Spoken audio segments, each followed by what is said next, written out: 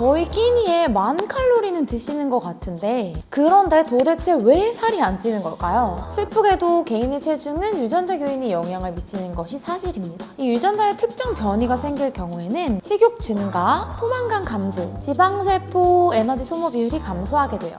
오늘은 제가 살 안 찌는 체질에 대해서 좀 설명을 드려보고자 해요. 곱창 20kg, 화덕피자 7판, 먹방 유튜버 분들이 먹는 양을 보면 정말 어마어마하게 많은 경우가 많습니다. 거의 끼니에 10,000칼로리는 드시는 것 같은데 매번 이렇게 먹방을 하시다 보면 살이 정말 많이 찌는 것이 정상이에요. 그런데 도대체 왜 살이 안 찌는 걸까요? 운동을 많이 해서 살이 안 찌는 걸까요? 사실 운동을 많이 하면 정말 많이 먹어도 살이 안 찌는 것이 가능은 합니다. 하지만 식사량만큼 운동량도 어마어마하게 많이 늘려야 해요. 실제로 하루 10,000칼로리씩 먹어도 살이 안 찌는 사람이 있는데 바로 수영 황제라고 불리는 마이클 펠프스예요. 올림픽에 출전해서 금메달만 20개 넘게 딴 선수. 펠프스는 운동량을 소화하기 위해서 하루에 12,000칼로리의 음식을 섭취한다고 합니다. 실제로 마이클 펠프스 식단을 보면 아침에만 4,000kcal에 해당하는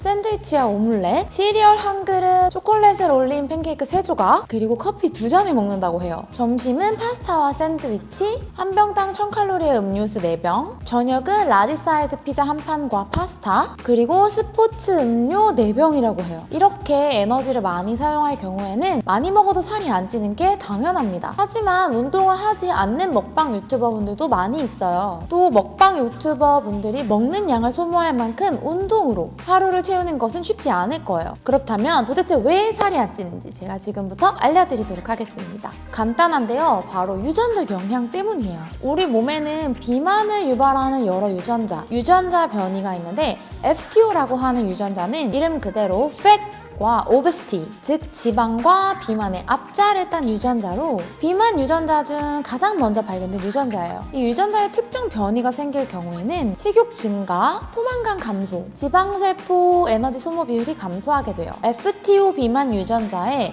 고체중 대립 유전자, 사본 2개를 가진 사람은 저체중 대립 유전자 2개를 가진 사람보다 체중이 평균 2.3kg이 높은데 이 현상은 어렸을 때 약 7세부터 시작된다고 해요. 또 고체중 FTO 대립 유전자가 있는 사람은 고지방, 고칼로리 음식을 먹는 성향도 강해요. FTO 이외에도 신진대사와 에너지 소비를 주관하는 IRX3이라는 유전자 역시 체중 증가에 영향을 미치는데요. 연구에 따르면 정상 생쥐랑 IRX3이 결핍된 생쥐에게 똑같은 양의 먹이를 주고 똑같이 활동을 시켜도 IRX3이 결핍된 생쥐는 평균보다 30%가량 더 날씬했다고 합니다. 슬프게도 개인의 체중은 유전자 요인이 영향을 미치는 것이 사실입니다. 하지만 여기서 잠시 강조하고 싶은 것은 FTO 유전자 변이가 없다고 해서 평생 날씬하게 사는 것이 아닌 것처럼 FTO 유전자 변이가 있다고 해서 100% 비만이 되는 것은 아니라는 겁니다. 단지 비만이 될 확률이 높아질 뿐이고 이러한 확률은 개인의 노력에 따라서 얼마든지 바뀔 수 있다는 거예요.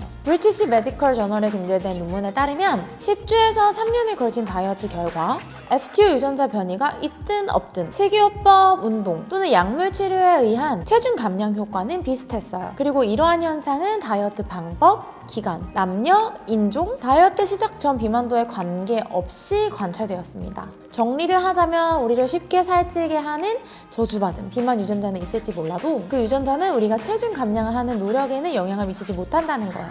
따라서 구독자분들도 살이 잘 찌는 체질이라고 하더라도 좌절하지 마시고 채널 내에 있는 영상들을 보시면서 운동과 식단을 습관화하시기 바라겠습니다. 제가 준비한 영상은 여기까지고요. 영상을 보고 도움이 되셨다면 좋아요와 구독 부탁드릴게요. 안녕.